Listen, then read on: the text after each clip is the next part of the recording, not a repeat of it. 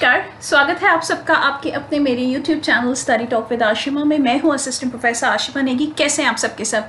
स्वागत है इस 17 साल के प्रीवियस ईयर क्वेश्चन पेपर्स की सीरीज़ में, जहां पे हम पिछले 17 साल के क्वेश्चन पेपर्स सॉल्व कर रहे हैं आपके साथ फ्री प्लेटफॉर्म पे YouTube के, जहां पे आपकी प्रिपरेशन टॉप नॉच करवाने का मेरा आपसे वादा है। लेकिन साथ ही साथ में इस पर्टिकुलर सेशन के अलावा मेरी प्रीवियस ईयर क्वेश्चन पेपर्स पे ई बुक खरीदिए, जिसमें आपको ईयर वाइज और साथ ही साथ में यूनिट वाइज जो है वो क्वेश्चन पेपर्स मिल जाएंगे with solutions and with explanations. आपको ये पर्टिकुलर जो है बुक्स मिल जाएंगी, तो ज़रूर लिंक डिस्क्रिप्शन बॉक्स में दिया हुआ है, ज़रूर आज ही इन ई बुक्स को बाय कीजिए। चलिए आइए शुरुआत करते हैं आज के सेशन की, जहां 2005 के करने हैं मैंने आपके साथ में क्वेश्चंस।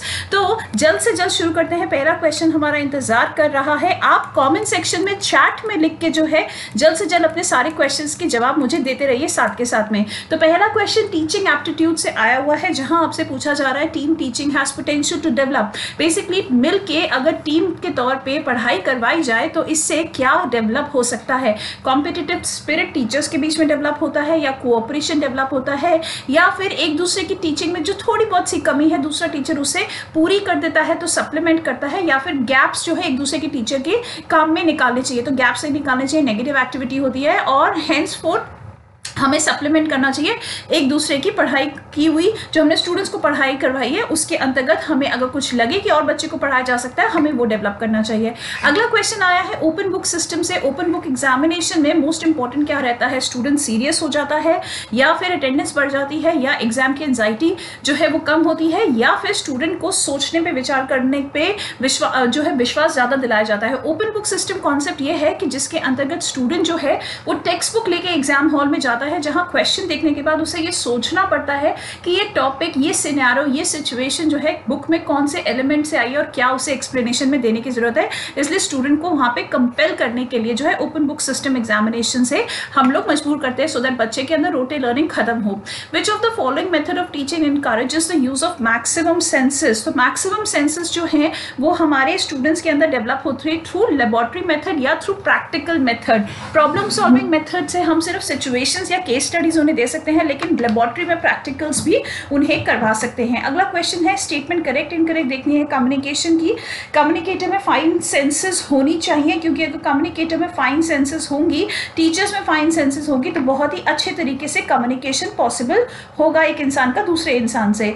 अगला क्वेश्चन है आप लोगों का, जहां पे इफेक्टिव टीचर कौन है जो कंट्रोल करे क्लास को, ज्यादा इंफॉर्मेशन दे कम टाइम में, या स्टूडेंट्स को पढ़ने के लिए मोटिवेट करे, या फिर स्टूडेंट्स के जो असाइनमेंट्स हैं उसे केयरफुली चेक करे। तो जो स्टूडेंट्स को मोटिवेट करे वो बेहतर टीचर माना जाता है। सिर्फ लेक्चर मेथड से पढ़ा देना ही सिर्फ सारा कुछ काम नहीं होता है। One of the following is not a quality of a researcher. Not पूछा हुआ है यहाँ पे आपसे, तो यहाँ पे assertion to outstrip evidence is not a quality, क्योंकि outstrip an evidence something is leading to a biased situation, जहाँ पे रिसर्चर पूरी कोशिश करेगा कि एविडेंस ना भी अगर मिलता हो रिसर्च की हाइपोथेसिस को प्रूव करने के लिए, तब भी वो आउटस्ट्रिप करेगा इस एविडेंस को, तब भी इस एविडेंस के बियॉन्ड जाके रिसर्च को प्रूव करने का, हाइपोथेसिस को प्रूव करने का कोशिश करेगा, which is obviously a bias and unethical practice. Satisfactory statistical quantitative method not possess one of the following qualities. तो कौन सी क्वालिटी नहीं होनी चाहिए? फ्लेक्सिबिलिटी जो है क्वांटिटेटिव मेथड्स के केस में नहीं होनी चाहिए, क्योंकि अगर फ्लेक्सिबिलिटी हो गई तो प्रॉब्लम ये आ जाएगी कि आपके जो स्टैट्स है, जो क्वांटिटेटिव है, जो नंबर्स है, उसे तोड़ा मोड़ा जा सकता है सिचुएशन के हिसाब से, हम उसे चेंज कर सकते हैं, जो कि अनएथिकल प्रैक्टिस है। Book and records are primary source of data. तो बुक्स एंड रिकॉर्ड जो है प्राइमरी सोर्स ऑफ डेटा का काम करते हैं हिस्टोरिकल रिसर्चेस में, क्योंकि हिस्टोरिकल रिसर्चेस में प्राइमरी सोर्स और कोई बन नहीं सकता है, क्योंकि हिस्ट्री की घटना घट चुकी है। Which of the following statement is correct? Objective should be pin pointed. Objective is written in statement form, question form, and another word for problem is said to be a variable or all of the above। अब obviously इसका answer all of the above नहीं है। पहले मैं बता दूं कि यहाँ पर ऑब्जेक्टिव जो है वो पिन पॉइंट होने चाहिए, और ऑब्जेक्टिव को अगर आप चैप्टर के फॉर्म में थेसिस के स्टेप नंबर 8 में एनलिस्ट करते हो, तो पूरी एक्सप्लेनेशन हर एक ऑब्जेक्टिव की आपको देनी चाहिए, खाली स्टेटमेंट में उसे लिखना नहीं चाहिए, लेकिन पिन पॉइंट के साथ में ऑब्जेक्टिव स्टेटमेंट होनी चाहिए। इंपॉर्टेंट प्री रिक्विजिट्स रिसर्चर के science, social sciences, humanity researches में क्या रहते हैं? वो रहते कहते हैं कि उन्हें सुपरवाइजरी जो है करनी चाहिए साइंस के रिसर्चेस में। टॉपिक पता होना चाहिए सोशल साइंसेस के लिए, क्योंकि सोशल साइंसेस की रिसर्च जो है भटका ना दे, क्योंकि सोशल साइंसेस की रिसर्चेस एक्सप्लोरेटरी नेचर की होती है। और साथ ही साथ में क्रिटिकल एनालिसिस हर पर्टिकुलर रिसर्चर में होना चाहिए, और पेशेंस होनी चाहिए, क्योंकि ह्यूमैनिटीज़ की जो रिसर्च है वो काफ़ी टाइम लेती हैं। तो हैंसफोर्थ बी इसका सही जवाब है। अगला क्वेश्चन आरसी से आ रहा है, तो आरसी के क्वेश्चन डायरेक्टली देखते हैं। Author in the passage is focused on what. तो बेसिकली यहाँ पे आपको इस क्वेश्चन का जवाब देने के लिए पूरी आरसी को पढ़ना पड़ेगा, क्योंकि ये ऑथर बेस्ड क्वेश्चन आया हुआ है, लेकिन ज़रूरत नहीं पड़ेगी क्योंकि पहले ही लाइन में मुझे मिल गया है नॉलेज क्रिएशन के ऊपर बात हो रही है। In many cases requires creative idea generation. ठीक है, तो नॉलेज क्रिएशन से आइडिया जनरेशन होता है, इसलिए सही जवाब है नॉलेज क्रिएशन। तो इस क्वेश्चन का अगला क्वेश्चन है fostering creativity needs an environment of what. Fostering आपका creativity needs an environment of nurturing, यानी कि आइडिया को नर्चर कर सके, आइडिया को बढ़ावा दे सके। अगला क्वेश्चन है manual methods for support of idea generation and certain occasion क्या रहेगा। मैनुअल मेथड्स हैं for support of idea generation, तो एज पर दी पैसेज क्या रहेगा। यहाँ पे आपको पैसेज में ये फाइंड आउट करना है कि मैनुअल मेथड कहाँ दे रखा है और सपोर्ट ऑफ आइडिया जनरेशन में इसका जो सिचुएशन है कहाँ दे रखी है। तो मैनुअल मेथड यहाँ दे रखा है, सपोर्ट आइडिया जनरेशन यहाँ पे दे रखा है। ठीक है, और इससे हम करते क्या है, सर्टेन सिचुएशंस में हम डेवलप कर लेते हैं ऑल्टरनेटिवली इफेक्टिव है कि नहीं है ये मैनुअल मेथड्स। हम इस चीज़ को चेकआउट करते हैं। ठीक है, मैनुअल मेथड्स जो हैं वो ग्रुप क्रिएटिविटी सेशंस में हमें ऑल्टरनेटिव्स डेवलप करके हेल्प करते हैं समझने के लिए कि सिचुएशन में ये बेस्ट यूज़ है कि नहीं है। आइडिया जनरेशन सॉफ्टवेयर किस टाइम पे वर्क करता है, तो वापस से आरसी में हमें देखना पड़ेगा आइडिया जनरेशन सॉफ्टवेयर जो है किस सिचुएशन में वर्क करता है, ये हमसे पूछा हुआ है। तो idea generation software is design to help stimulate a single user और group to produce new ideas. New ideas की यहाँ पे बात हो रही है, तो न्यू आइडिया प्रोड्यूस करने की बात हो रही है, एंड हेंसफोर्थ सही जवाब है स्टिमुलेंट के तौर पे न्यू आइडिया प्रोड्यूस करता है। अगला क्वेश्चन है mental blocks bouts of procrastination and cyclical thinking patterns can be one how.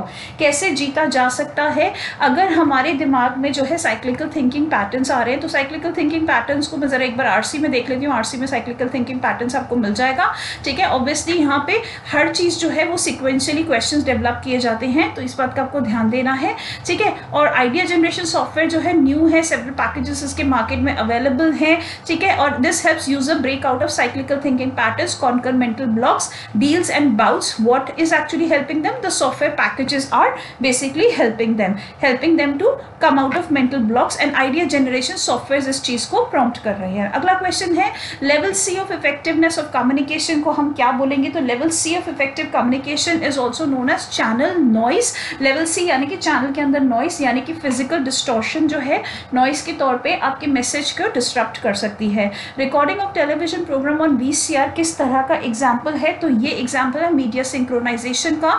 आप वीडियो की जो वीसीआर की वीडियो आती है उससे सिंक्रोनाइज कर रहे हैं टेलीविजन प्रोग्राम के रन टाइम के हिसाब से, रन रेट के हिसाब से, और वैसे वैसे वो अपने मैग्नेटिक टेप्स वीडियो अपने मैग्नेटिक टेप्स में उस पर्टिकुलर सीरियल को रिकॉर्ड करता जा रहा है। गुड कम्युनिकेटर क्या ऑफर करता है अपने ऑडियंस को, तो गुड कम्युनिकेटर जो है वो ऑफर करता है बहुत सारी इंफॉर्मेशन अपने ऑडियंस को, स्टैटिस्टिक्स नहीं, कॉन्शियस प्रूफ नहीं, रेपिटेशन नहीं। कॉन्शियस प्रूफ क्यों नहीं, क्योंकि वो गुड कम्युनिकेटर है, और साथ ही साथ में कॉन्शियस प्रूफ उसे तब देना पड़े जब उसे लगे कि सामने वाली ऑडियंस उस पर बिलीव नहीं करती है, एल्स अगर बिलीव करती है तो प्लेंटीफुल इन्फॉर्मेशन काम की लगेगी। Largest number of newspaper India में उस टाइम पे 2005 में किस पर्टिकुलर स्टेट में ज़्यादा पब्लिश होते थे, सर्कुलेट होते थे पब्लिश करने के बाद, उत्तर प्रदेश में, क्योंकि उत्तर प्रदेश में जो नंबर ऑफ आपके जो एरियाज हैं कवर्ड हैं वो भी बहुत सारे हैं, इस वजह से यहाँ पे पब्लिशिंग भी बहुत ज़्यादा होती थी। अब आपको अगला क्वेश्चन आया हुआ है मिसिंग नंबर्स का। आपको मिसिंग नंबर यहाँ पे ढूंढना है, तो अगर आप ध्यान से देखें तो यहाँ पे नंबर जो है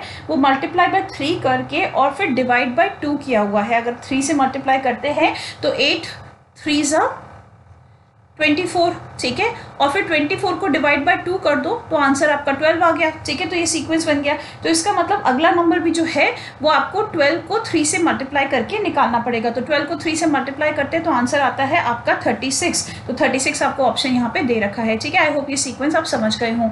अगला क्वेश्चन देखते हैं, जनवरी 1 1995 वो Sunday, what does the week lie on January 1 1996। अब आपको पता है कि एक साल में जो है वो आपके 365 दिन होते हैं, और ये लीप ईयर नहीं है। लीप ईयर का डिस्कशन डिस्कशन इस क्वेश्चन में नहीं हो रहा है, ठीक है। तो यहाँ पे अगर 365 दिन है और आपको पता है कि एवरी 4th ईयर में जो है 366 डे आता है, तो एक्स्ट्रा डे जो है वो फरवरी का ऐड हो जाता है, फरवरी का एक्स्ट्रा डे यानी कि 29th डे हो जाता है। अब यहाँ पे पर्टिकुलर जो कुछ सेंचुरीज हैं जिसमें लीप ईयर्स नहीं होते, जैसे कि 1700 सेंचुरी, 1800 सेंचुरी, 1900 सेंचुरी जो है उसमें लीप ईयर्स नहीं होते, तो इस वजह से यहाँ पे इसमें लीप ईयर जो है वो नहीं देखने को मिलेगा आपको। अब यहाँ पे हम देखते हैं 1 ऑर्डिनरी ईयर 365 डेज का होता है, 365 डेज यानी कि 52 वीक्स, 52 वीक और plus 1 day, 52 week plus 1 day का होता है, ठीक है। 1 डे क्योंकि एक दिन एक्स्ट्रा उसके बाद वाले दिन को काउंट कर रहे होते हैं, ठीक है। तो number of odd days ordinary year में कितना हुआ, ऑड डेज कितना हुआ, odd number of odd days एक ऑर्डिनरी ईयर, ये ऑर्डिनरी ईयर है, इसमें कितना हो जाएगा नंबर ऑफ आपका ऑड डेज हो जाएंगे 1 ऑड डे, ठीक है। 1 ऑड डे हो गया अब इस केस में। अब 1 लीप ईयर जो है वो 366 डेज का होता है, तो लीप ईयर के अंदर कितने वीक्स होते हैं, लीप ईयर में अगेन 52 वीक्स होते हैं, प्लस 2 आपके जो हैं डेज एक्स्ट्रा हो जाते हैं, एक 29 फरवरी वाला और एक एक्स्ट्रा तो आपका चल ही रहा है, ठीक, डन। इसके बाद में 100 ईयर्स में आपके जो है 76 ईयर्स ऑर्डिनरी होते हैं, 24 लीप ईयर्स होते हैं, ठीक। अब यहाँ पे आपको जो है ये पता होना चाहिए कि 400 ईयर्स में भी आपके ऑड डेज कितने होते हैं, लगभग 21 डेज हो जाते हैं।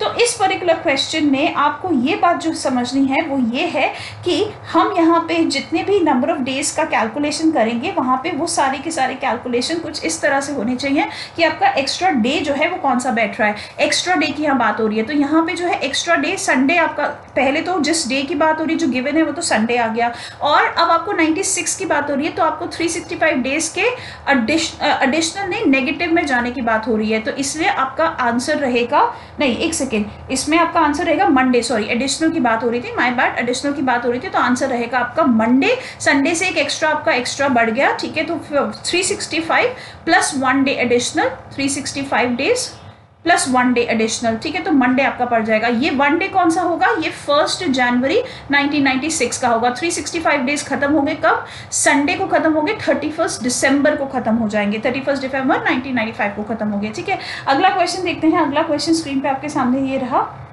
यहाँ पे आपको क्या करना है, नेक्स्ट क्वेश्चन में मैं वर्किंग इस वाले की हटा लेती हूँ, मुझे स्क्रीन क्लीन चाहिए, ठीक है। अगला क्वेश्चन में पॉजिटिव नंबर की कैलकुलेशन यहाँ पे आई हुई है।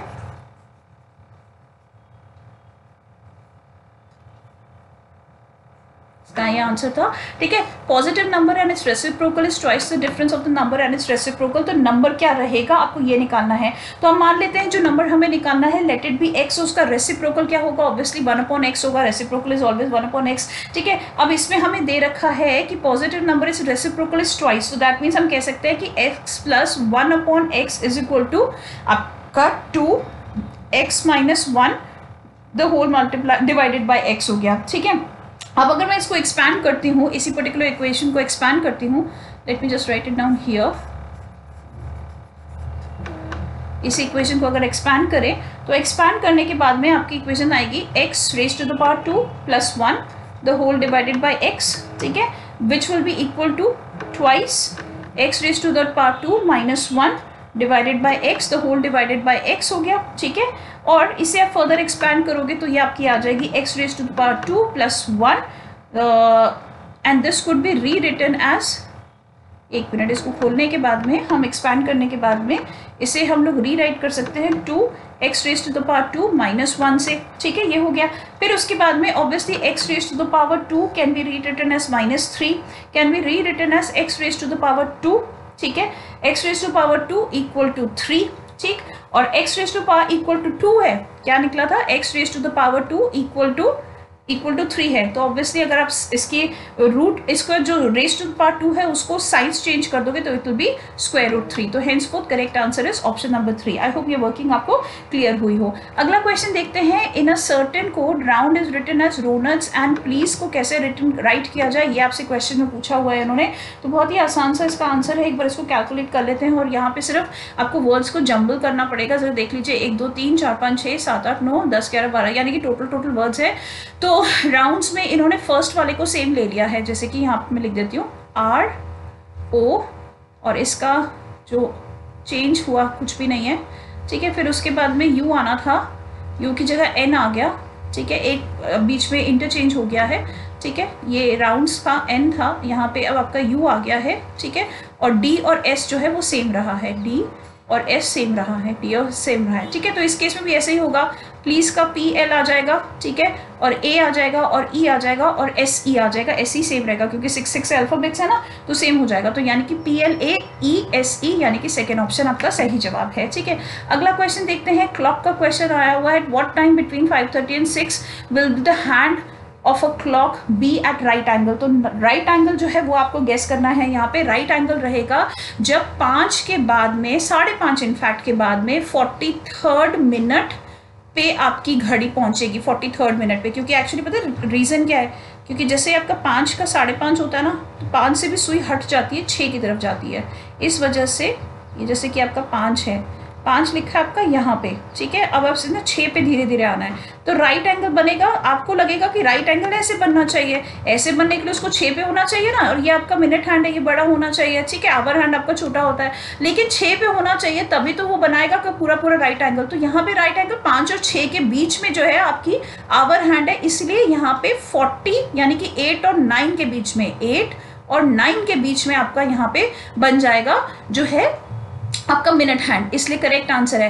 क्योंकि यहाँ करेक्ट आंसर ये है, ये दोनों तो पॉसिबल ही नहीं है, क्योंकि ये दोनों तो तब पॉसिबल होते हैं जब यहाँ पे 6 की बात हो रही होती, ठीक है, तब भी ये पॉसिबल ना होता राइट एंगल बनाने के लिए।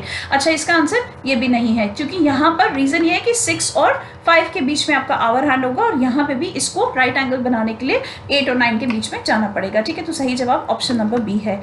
अगला क्वेश्चन देखते हैं, नेक्स्ट क्वेश्चन पे चलते हैं। आई होप अभी तक के क्वेश्चन आपके सॉल्व हुए हों, चैट में आप अपने जो है जवाब सारे के सारे लिखते रहिए। अगला क्वेश्चन है स्टेटमेंट का क्वेश्चन, लॉजिकल रीजनिंग से है, students are ambitious, all ambitious persons are hard working. तो आपका कंक्लूजन कौन सा फॉलो करता है, आपने ये बताना है। आप चाहे तो आप इस स्टेटमेंट बेस्ड कंक्लूजन को जो है वेन डायग्राम से सॉल्व कर सकते हैं। ऑल स्टूडेंट्स जो है वो एम्बिशियस के अंदर आ गया, ऑल स्टूडेंट्स एम्बिशियस के अंदर आ गया, ठीक है, and all ambitious person are hard working.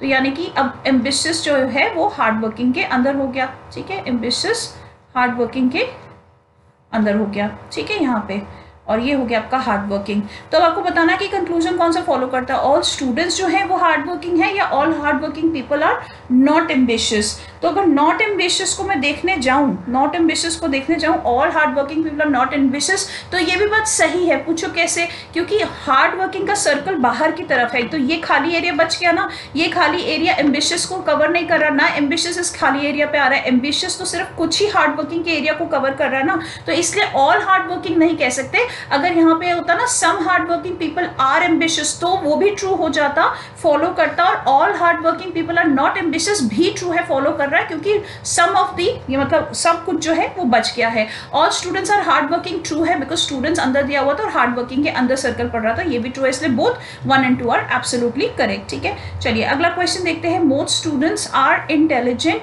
Conclusion निकालना है आपको, अगर मोस्ट स्टूडेंट्स इंटेलिजेंट हैं तो इसका कंक्लूजन क्या होगा, क्या चीज फॉलो करती है। सम स्टूडेंट्स आर इंटेलिजेंट, नहीं, बात सही नहीं है, क्योंकि मोस्ट बोल रखा है, सम जो है थोड़ा होता है। All students are not intelligent, true है, अगर ऑल स्टूडेंट्स इंटेलिजेंट लिखा होता वो भी फॉल्स हो जाता, ये ट्रू इसलिए, ये इंप्लाइड इसलिए है क्योंकि कुछ स्टूडेंट्स हैं जो बच गए हैं, उसके अलावा मोस्ट ऑफ द स्टूडेंट्स जो है इंटेलिजेंट है, इसलिए सेकेंड वाली स्टेटमेंट आपकी इंप्लाइड इफेक्ट है।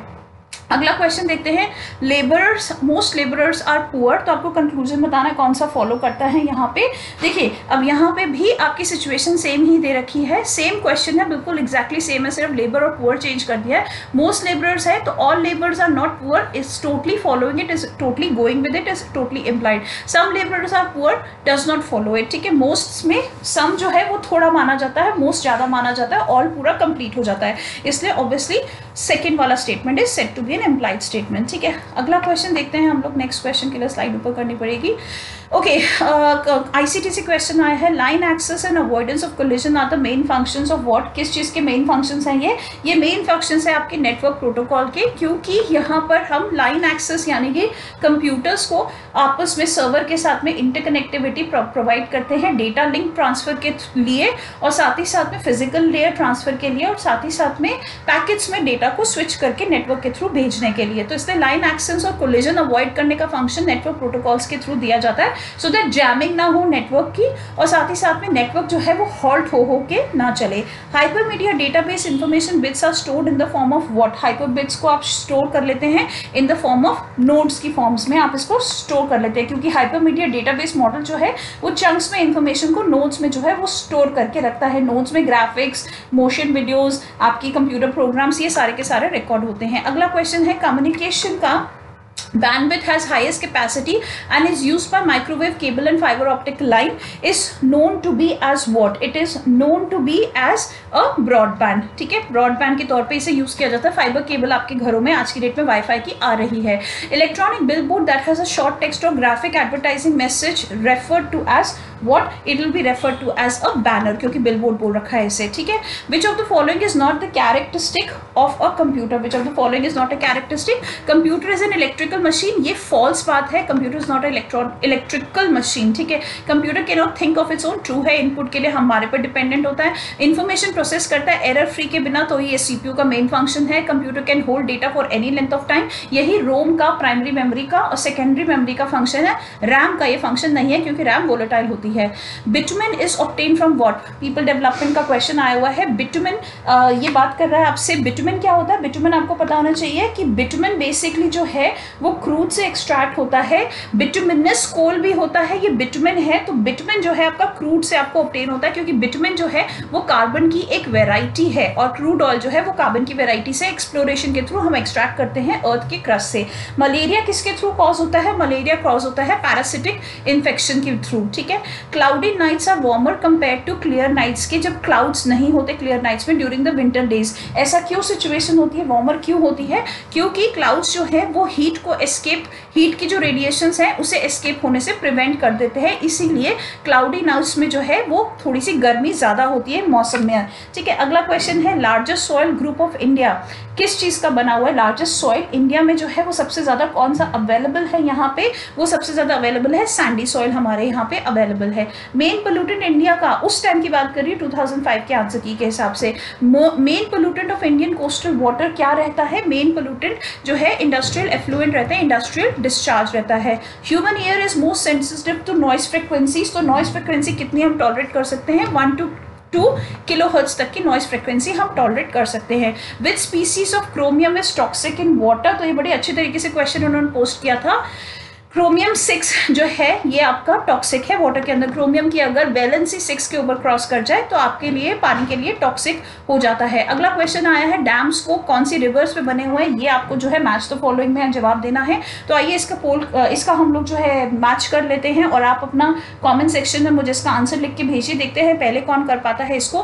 भाखड़ा नंगल डैम जो है वो सतलज रिवर पे बना हुआ है। नागार्जुन सागर पे जो है, नागार्जुन सागर डैम कृष्णा रिवर के ऊपर बना हुआ है। और चेत डैम जो है वो बना हुआ है आपका दामोदर रिवर के ऊपर में। और आपका जो हीराकुंड डैम है वो बना हुआ है महानदी के ऊपर। और टेहरी डैम जो है वो भागीरथी नदी के ऊपर बना हुआ है। ठीक है, तो ये आपका सही जवाब हुआ। इसके हिसाब से भाखड़ा का 3 है, तो 3 एक यही ऑप्शन दिया हुआ है, भाखड़ा नंगल डैम, ये आपका एक ही सही जवाब है। ठीक है, अगला क्वेश्चन आया हुआ है negative reaction to a mediated communication को क्या बोलेंगे? एक नेगेटिव रिएक्शन आया, आपने एक कम्युनिकेशन किया मीडिएट करके, तो मीडिएट करके एक दूसरे को कम्युनिकेशन भेजा, लेकिन नेगेटिव उसका फीडबैक रहेगा, फ्रेगमेंटेड फीडबैक रहेगा, यानी कि तोड़ फोड़ के जो है फीडबैक रिसीवर द्वारा पहुंचेगा सेंडर को।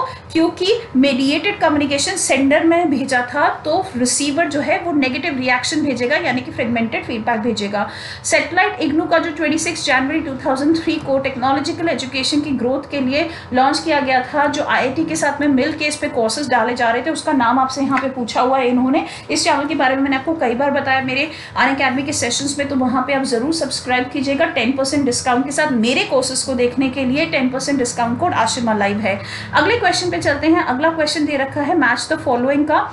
जहाँ पे आपको जो है सेंटर्स बताने हैं कहाँ कहाँ पे लोकेटेड हैं। तो आइए इसका मैच तो फॉलोइंग कर लेते हैं कि कहाँ कहाँ पे ये सेंटर्स लोकेटेड हैं। तो Indian council of historical research जो है वो लोकेटेड है न्यू दिल्ली पे, मैंने देखा हुआ है। और आपका Indian institute of advance studies जो है ये शिमला में लोकेटेड, और ये यूजीसी का फेवरेट क्वेश्चन है, 2-3 बार ये पूछ चुके थे ये टॉपिक। 2012-13 में भी एक बार इन्होंने पूछा था। Indian council of philosophical research जो है वो आपका लखनऊ में है, और central institute of coastal engineering for fisheries is located at Bengaluru, अभी बेंगलुरु पहले बैंगलोर, ठीक है। Which of the following is not a fundamental right? Right to equality against exploitation, right to freedom of speech, right to free compulsory education of all children up to the age of 14। इन्होंने बोला है not a fundamental right, यानी कि आपके 3 जो है fundamental rights होने चाहिए, ठीक है, और एक आपका फंडामेंटल राइट नहीं होना चाहिए। और एक्चुअली इस क्वेश्चन में जो था वो एक था टाइपो, ये क्वेश्चन जो है इसका +1 करके बच्चों को मार्क्स मिला था, क्योंकि इसमें सारे के सारे जो है फंडामेंटल राइट्स आ जाते हैं। राइट अगेंस्ट एक्सप्लॉयटेशन है हमारा, हमें कोई एक्सप्लॉयट नहीं कर सकता, हमारा राइट है।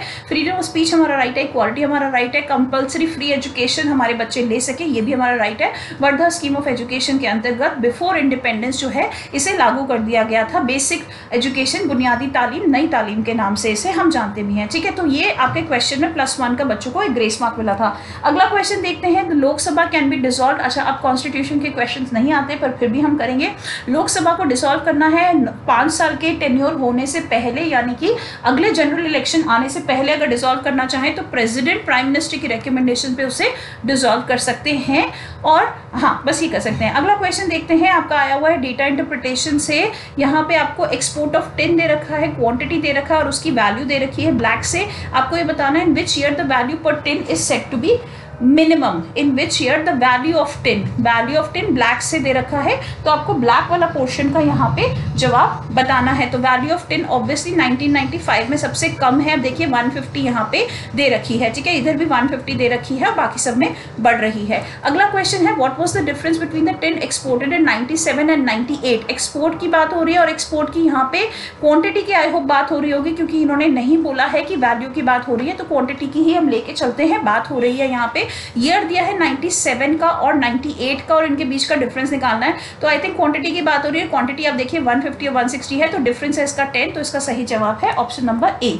अगला क्वेश्चन देखते हैं, what was the approximate percentage increase in export value from 95 to 99? अब परसेंटेज इंक्रीज है और वैल्यू में देखना है आपने 95 से 99 का, वैल्यू में देखना है तो ब्लैक वाला देखेंगे 500 minus 150 upon old value which is 150, ठीक है, मल्टीप्लाइड बाय 100 कर देंगे। तो आइए एक बार इसको कैलकुलेट करते हैं, परसेंटेज इंक्रीज है डिक्रीज नहीं है ये। तो आपका 500 minus 150 is 350 divided by 150 multiplied by 100, तो ये आपका आ जाएगा 233.33 233.33 आएगा। और वो आंसर यहाँ पे ऑप्शंस में आपको नहीं दिया है, इसलिए नन ऑफ द अबव इसका सही जवाब है। आई होप आपका ये वाला क्वेश्चन हो गया हो। अगला क्वेश्चन करते हैं, what was the percentage drop in exports from 95 to 96? अब परसेंटेज ऑफ एक्सपोर्ट्स की बात हुई है और क्वांटिटी में बात हुई है, ड्रॉप हुआ है 95 और 96 में, परसेंटेज डिक्रीज में 95 और 96 में क्वांटिटी की बात हुई है। तो 95 में 100 था, इसमें 75 था, डिक्रीज कैसे कैलकुलेट करेंगे? 100 minus 75 upon old value 100 into 100, ठीक है, ये आपका हो गया। अब इसको एक बार सॉल्व कर लेते हैं, तो ये आएगा आपका 100 माइनस 75 यानी कि 25 अपॉन 100, और सीधी सी बात है 25% आएगा, लेकिन फिर भी हम पूरा कैलकुलेट करेंगे विच इज 25%, ठीक है। तो इसका सही जवाब हुआ 25%, यानी कि ऑप्शन नंबर सी है। अगला क्वेश्चन देखते हैं, if in 1998 the tin were exported at the same rate पर tin as that in 97, what would be the value of crores of rupees in 1998? अब आंसर यहाँ पे ऑलरेडी मैंने आपको दिखाई दिया, सी ऑप्शन आएगा, ठीक है। कैसे आएगा? वैल्यू यहाँ पे बोली है tin were exported at the same rate पर टिन, तो आपने क्या करना है, यहाँ पे पहले तो 97 में कितने क्वांटिटी भेजी और कितने की भेजी, तो पर वैल्यू 10 के निकाल लो, और फिर उसके बाद उसको 98 से ट्रीट करो। तो 97 के पहले हम वैल्यू निकाल लेते हैं कि आपने क्वांटिटी भेजी थी 150 फॉर 330, ठीक है, तो 150 आपने भेजा, लाख टिन्स भेजे, तो 150, उसके बाद आपकी यहाँ पे लग जाएंगी 5 जीरो, ठीक है, ध्यान से करना है इन क्वेश्चंस में, जीरोस का बहुत फर्क पड़ता है, ठीक है। और वैल्यू इन करोड़ है तो 330 करोड़ है, तो 150 अपॉन 330 यानी कि ये बना आपका 454 रुपये 54 पैसे पर टिन पड़ा, ठीक है। अब इसके बाद नेक्स्ट स्टोरी इन्होंने दी हुई है कि what would be the value in crores of export इन 98, तो अब आप क्या करेंगे, इसी वैल्यू को एक्सपोर्ट 98 में जो हुआ है वो हुआ है आपका फॉर 160 यूनिट्स, ठीक है। अब इसी वैल्यू को मल्टीप्लाई कर देंगे बाय 160 यूनिट्स, तो आपका आ जाना चाहिए आंसर। Let's C answer. इसमें मुझे लग रहा है थोड़ा सा गलती है, एक बार चेक कर लेते हैं क्या आंसर दिखा रहे हैं ये लोग। ऑप्शन नंबर सी दिखा रहे हैं 352 दिखा रहे हैं, मुझे आंसर गलत लग रहा है। इसका 72 मेरे ख्याल से आना चाहिए। एक बार इस आंसर को चेक कर लेना, मुझे लग रहा है ये आंसर गलत है, इन्होंने ऑप्शन में दे भी नहीं रखा है। मेरे हिसाब से 72 आ रहा है, क्योंकि वर्किंग में एक बार फिर से बता देती हूँ। उन्होंने बोला tins were exported at the same rate per tins at that in 97। अच्छा okay, what would be the value in crores, ठीक है, for the same time period.